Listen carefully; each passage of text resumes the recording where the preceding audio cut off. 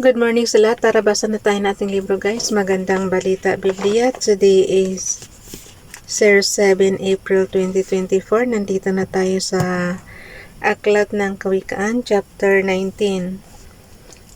Pakisabayan ako ng basa para pare-pareho tayo dito matuto. Binabati ko nga pala si Sis Marisa. Thank you palagi sa support, sis. God bless. Kawikaan chapter 19 verse 1. Mas mabuti ang mahirap na marangal ang pamumuhay kaysa taong masalita ngunit walang nalalaman. Verse 2. Masugid man kung mangmang walang mapapakinabang ang kawalan ng tiyagay, magbubulid sa kaguluhan. Kawikaan chapter 19 verse 3. Ipinapahamak ng mangmang ang kanyang sarili pagkatapos si Yahweh ang kanyang sinisisi. Verse 4, ang kayaman ay umaakit ng maraming kaibigan, ngunit ang mahirap ay tinatalikuran ng dating kasamahan. Verse 5, ang bulaang saksi ay tiyak na mapaparusahan, at ang sinungaling ay wala ring tatakbuhan. Kawikaan chapter 19 verse 6, marami ang lumalapit sa taong mabait at sa taong bukas palad lahat ay malapit. Kawikaan chapter 19 verse 7, kung ang mahirap ay tinatalikuran ng mismong kapatid, wala na itong magiging kaibigan kanino man lumapit. Verse 8, ang nagsisikap matuto sa sarili ay nagmamahal, ang magpapahalaga sa karunungan ay magtatagumpay.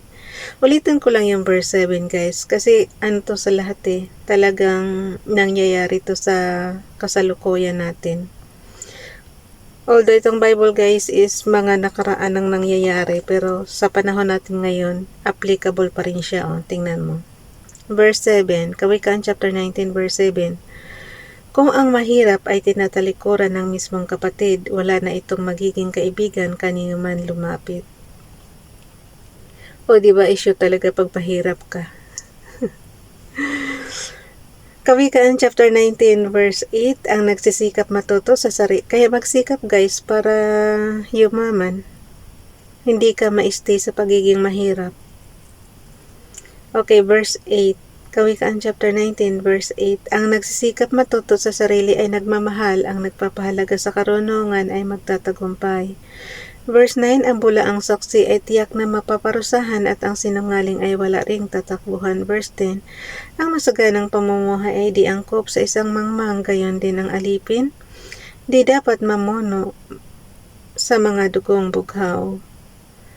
Verse 11, ang kahinahunan ay nagpapakilala ng katalinuhan. Ang pagpapatawad sa masamang ginawa sa kanya ay kanyang karangalan. Verse 12, ang puot ng hari ay parang liyong umuungal, ngunit ang kanyang paglingap ay parang hamog sa halaman. Verse 13, ang anak na hangal ay kasabiang palad ng kanyang ama, at tila ulang walang tigil ang bibig ng madaldal na asawa. Huwag masyadong nagir guys. Okay, verse 14, nagtataka nga talaga ako bakit ang mag-asawa, karamihan talaga ng is yung babae. Okay, verse 14.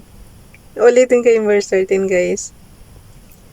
Ang anak na hangal ay kasabiang palad ng kanyang ama, at tila ulang walang tigil ang bibig ng madaldal na asawa. Okay, diba? Ratatatat. Verse 14, namamana sa magulang ang bahay at kayamanan, ngunit si Yahweh lang ang nagbibigay ng mabuting may bahay. Verse 15, ang taong tamad ay laging nakatihaya, kaya't siya ay magugutom, walang panlagay sa sikmura. Verse 16, ang tumutupad sa kautusan ay nag-iingat ng kanyang buhay, at ang nagwawalang bahala sa utos ay tiyak na mamamatay. Verse 17, parang pagpapautang kay Yahweh ang pagtulong sa mahirap, at pagdating ng panahon si Yahweh ang magbabayad. Verse 18, ituwid mo ang iyong anak habang may pagkakataon pa, kung hindi, ikaw na rin ang nagtulak sa pagkawasak niya. Verse 19, di dapat pansinin ang taong mainit ang ulo, mapayuhan mo mang minsan patuloy ding manggugulo. Verse 20, dinggin mo at sundin ang payo sa iyo, at pagdating ng araw pakikinabangan mo. Verse 21, ang isang tao ay maraming iniisip, maraming binabalak, ngunit ang kalooban din ni Yahweh ang siyang mananaig. Verse 22, kaibig-ibig sa isang tao ang kanyang katapatan, higit sa mainam ang mahirap kaysa isang bulaan. Verse 23, ang paggalang at pagsunod kay Yahweh ay nagbibigay ng buhay. Ang gumawa niya ay makakaranas ng kapayapaan at ligtas sa kapahamakan. Verse 24, ang kamay ng batugan ay nadidikit sa pinggan, hindi halos makasubo dahil sa katamaran. Grabe naman, pati pagkain, kinatatamaran na. Okay, verse 25, parusahan mo ang mapanuya, matuto pati mangmang, pagsabihan mo ang may unawa, lalawak ang kanyang kaalaman. Verse 26, ang anak na suwael sa magulang ay anak na masama at walang kahihiyan.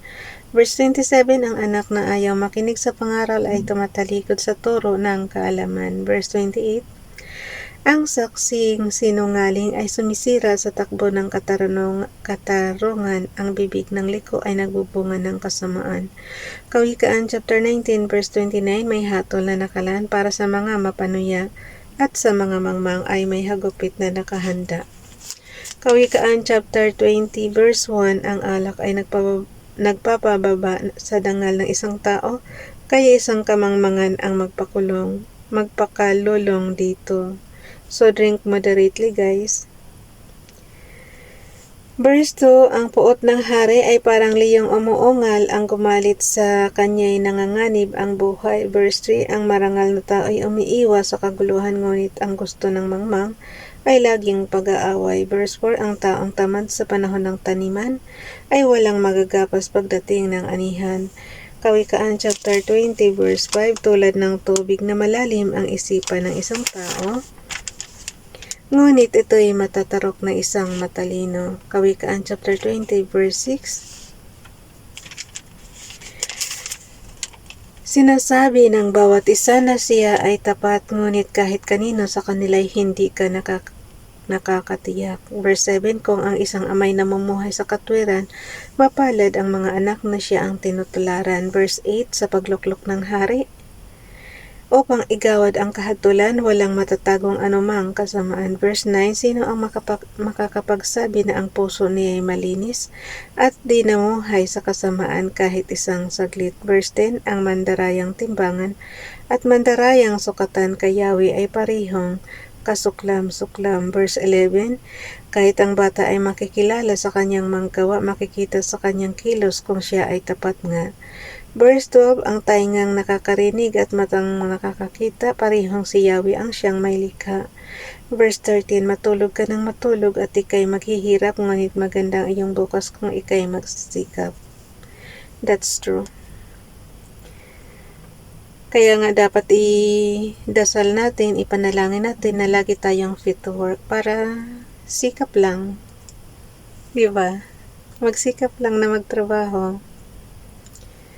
Ulitin ko, verse 13 guys, matulog ka ng matulog at ikay maghihirap, ngunit maganda ang iyong bukas kung ikay magsisikap. Verse 14, ang sabi ng mamimili, ang presyo mo'y ubod taas, ngunit pagtalikod ay ipinamamalitang nakabarat. Ito yung presyuhan na pag tinuringan ka ng 10, tawaran mo ng 5. Ang barat na talaga. Okay.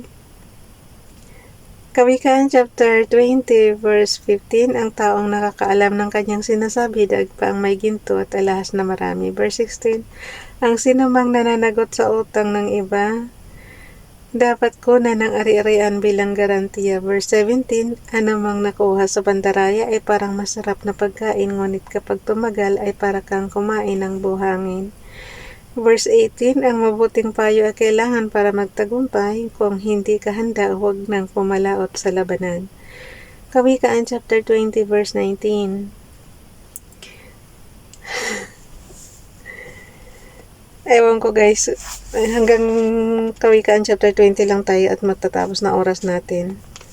Okay, Kawikaan chapter 20 verse 9, Ulitin ko yung verse 18. Ang mabuting payo ay kailangan para magtagumpay. Kung hindi ka handa, huwag nang pumalaot sa labanan. Verse 19, ang lihim ay nahahayag dahil sa mga chismis, kaya huwag kang makisama sa taong makati ang dila. Iwasan ang mga marites, guys. Okay, Kawikaan chapter 20 verse 20, sinumang magmura sa kanyang magulang parang ilaw na walang ningas ang wakas ng kanyang buhay. Verse 21, ang pirang hindi pinaghirapan, kung gastusin ay walang hinayang.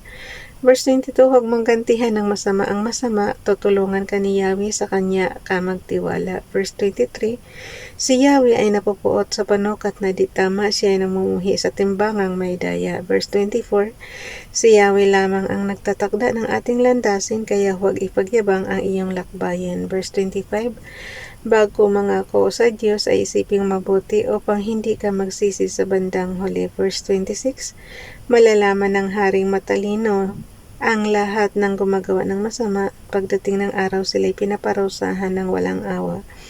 Verse 27, binigyan tayo ni Yahweh ng isipan at ng budhi, kaya't wala tayong maitatago kahit na sandali. Verse 28, ang haring tapat at makatarungan ay magtatagal sa kanyang luklukan. Verse 29, karangalan ng kabataan ang kanyang kalakasan, ang putong ng katandaan, buhok na panay uban. Ay, yun na. Okay, ulitin ko yung verse 20, Kawikaan chapter 20, verse 29, guys. Kasi puro puti na buhok natin, tingnan mo. Pero ito yung ibig sabihin niya. Kawikaan chapter 20 verse 29, karangalan ng kabataan ang kanyang kalakasan, ang putong ng katandaan, buhok na'y panay uban. Kaya hindi na nga tayo nagkukulay, guys, kasi sign na rin yan ng ating katandaan. Magsi 60 years old na tayo, so natural lang na puputi na yung buhok natin. 30 years old pa nga lang ako, pumuti na buhok ko eh. Kaya panay na ako noon pakulay at pabunot. So, dito na tayo sa Kawikaan chapter 20 verse 30. Ang hampas na lumalatay ay lumilinis ng kasamaan at ang palong na daramay humuhugas sa kalooban. Hanggang dito na lang, guys, bukas na itong chapter 21. Kasi ubos na oras ko. Okay, 408. Ang bilis talaga ng araw. April 2024.